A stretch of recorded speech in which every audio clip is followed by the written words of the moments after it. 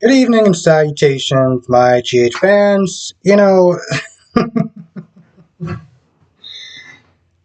into this Diane and Alexis scene, first of all, I understand if I'm going to be sitting there going, I'm going to be like working out with someone or doing yoga or something like that and stretching. And my partner, my friend, just like, oh, yeah, okay, so why don't you do it? And I'll just stand there and watch.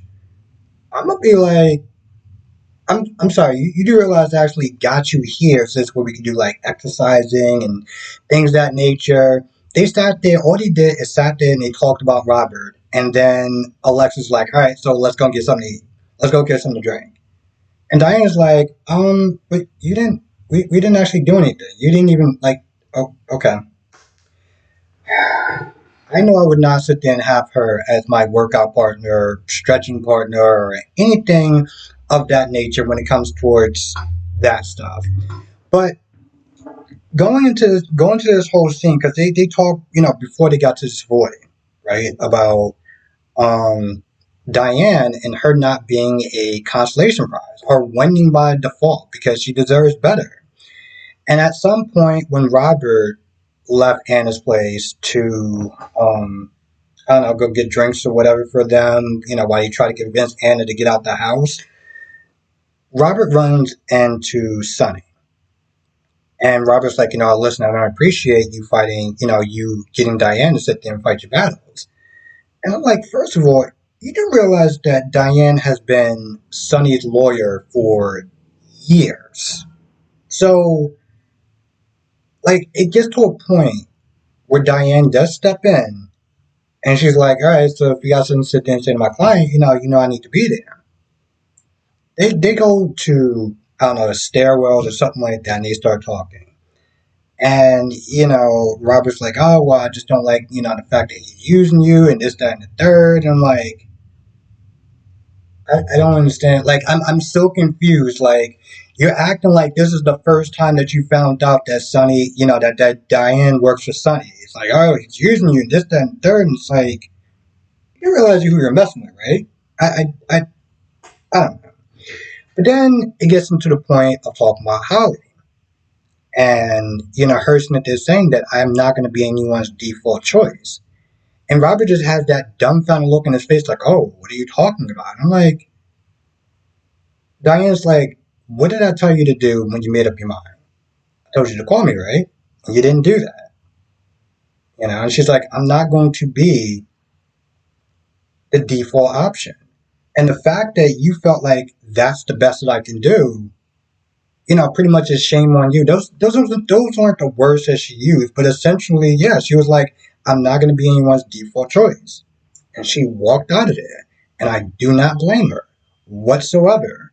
The fact, and if you really want to sit there and get down to it, the fact that she sat there and even attempted to play these, I don't know, high school love triangle games is just beneath her on so many levels. I don't even know where to begin.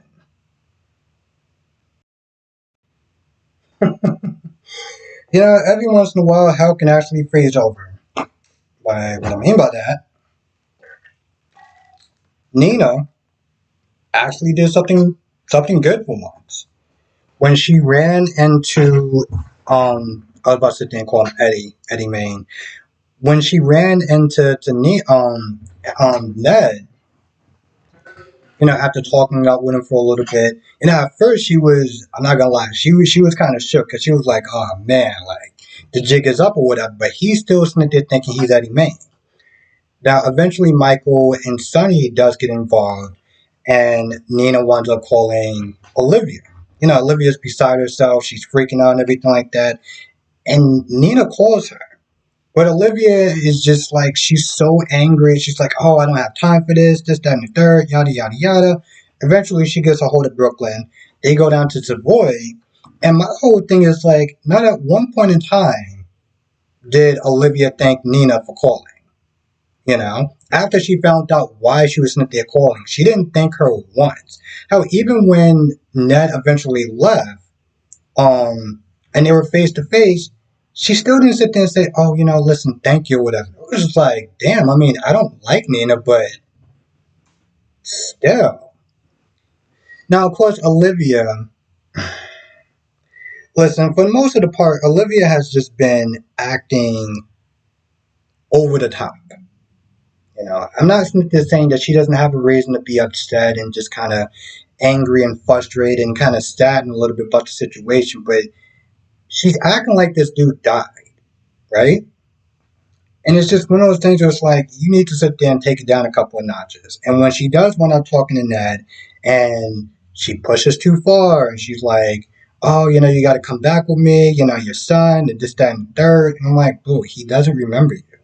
Hell, at one point, even he sits there and says, yo, listen, I get it. This means a lot to you, but I don't know who you are. I'm not trying to hurt you, but I don't know who you are. Maybe you should sit there and stay in your old room. Okay, Olivia. I know when people get flustered and upset about things, they do some stupidness, right? But I'm like, come on. Like, you're doing too much. And you did exactly what everyone in the audience probably knew that she was going to do, was push him away. He wanted to leave. Hell, there was actually one point, even before she got to Savoy, and she found out that Nina was the one that called to let them know that Ned was there. She was like, oh, can't you sit there and keep him there? I'm like, no, that's not Nina's job. Nina's job isn't to sit there and to keep your husband there. Her job was sit there. Well, her job wasn't even sit there and call you. She just did that. Once again, no appreciation. So let's get into the whole. First of all, okay, now I'm just going to sit there and say this straight up. Do not sit there and drop in on people. It's just don't do it. And that's literally what Trina wound up doing. You know, Esme, which again, I'm not liking this needy, whiny version of her. Is whining to Spencer about, oh well, I know that we're good now, but yada yada yada. They're kind of catching up a little bit, talking about her first paycheck and everything like that, and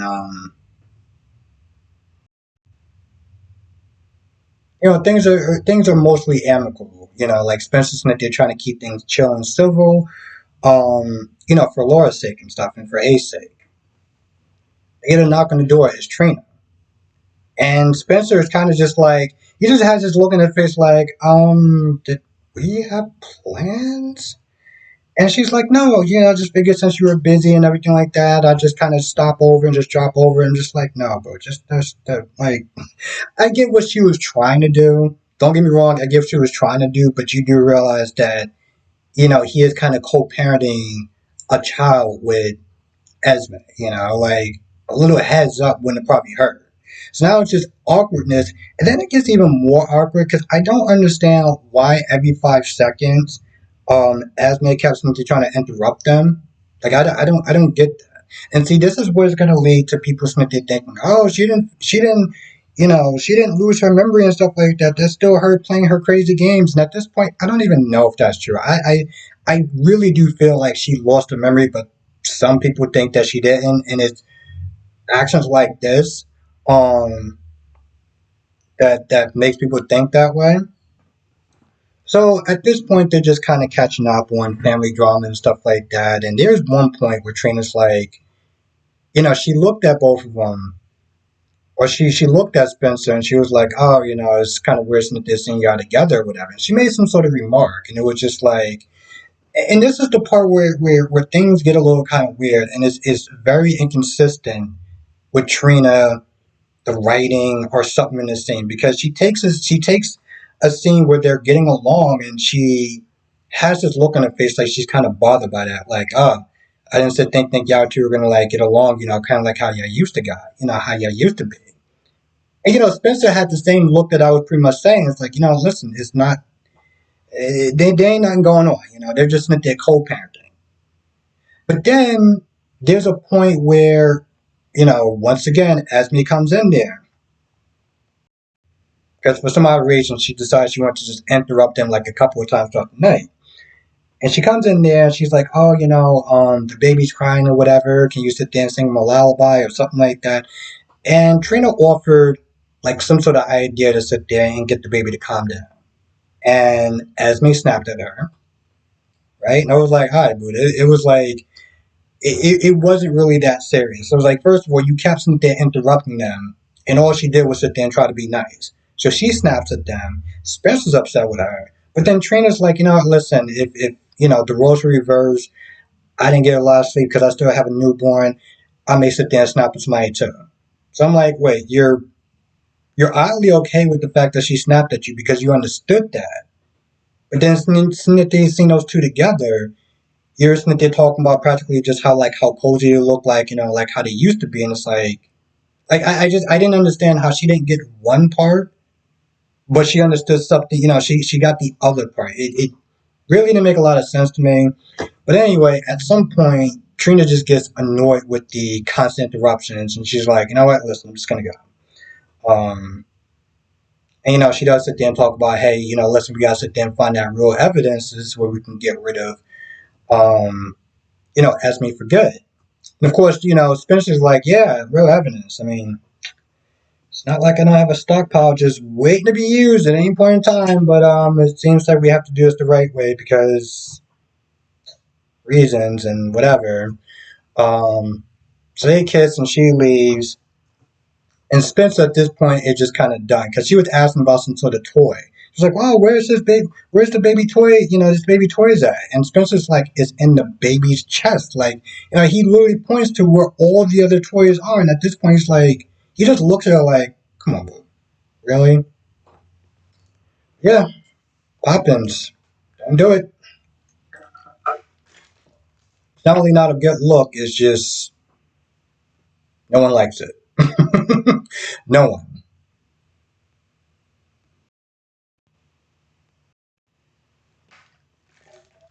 Now, this whole scene with Anna and the gang, as far as Robert and Laura and Felicia,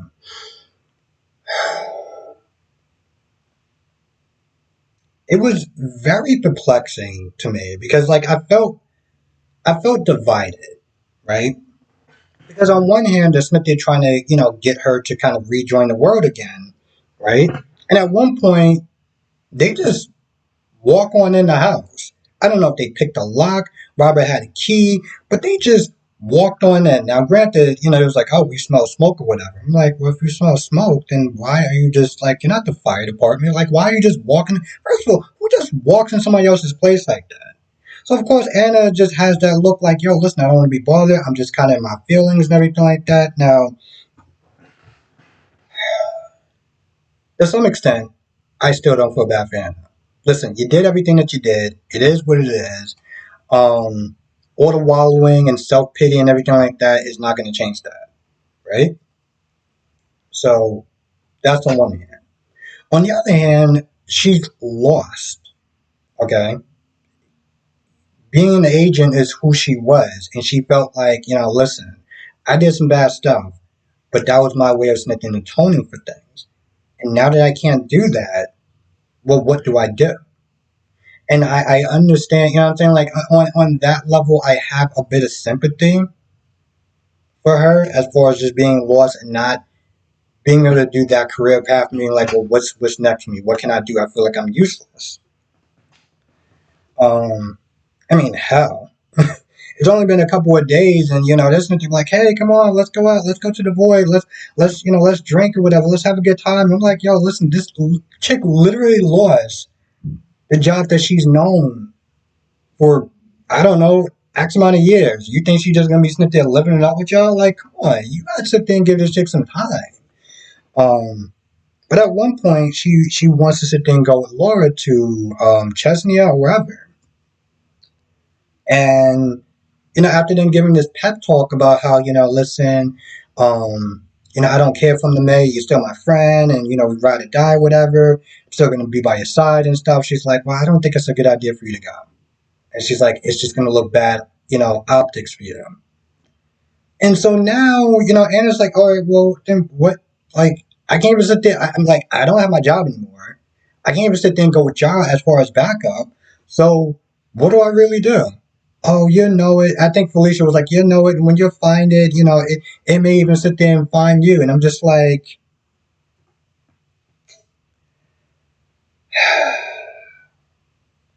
like part of me is just like, all right, so like that's why I start to, you know what I'm saying? That's why I start to feel bad for her because it's almost like, what is that supposed to mean? You try to get me to come out. I don't want to come out. I want to actually do something. You're not there saying, oh, well, I can't do it because the optics go bad. I'm like, y'all should just left me alone at that point. Like, y'all should just literally left me alone. Because I felt like, that, ultimately, maybe that would have actually been the best idea. Just saying. Um, Tracy was there. She didn't really do too much of anything. She was just being Tracy for better or worse. Um, and Chase was there. He was pretty much just by Brooklyn's side, and I said Brooklyn was there. I said, bad thing. I well, at least Sonny actually knows that Ned isn't faking it anymore. As far as being Eddie Main, because they was there talking. It was like, yo, listen, you think that he just like faking it just to kind of get out of you know him not really answering any questions as far as the SEC is concerned? Which again, there was one point where Sonny almost actually, I could have sworn that Sonny actually somewhat believed him as far as not turning him into the SEC. Um, which right now, actually, tell you, does it even really matter because Carly's not in jail, and he clearly seemed like he doesn't give a damn about Drew going to jail for Carly.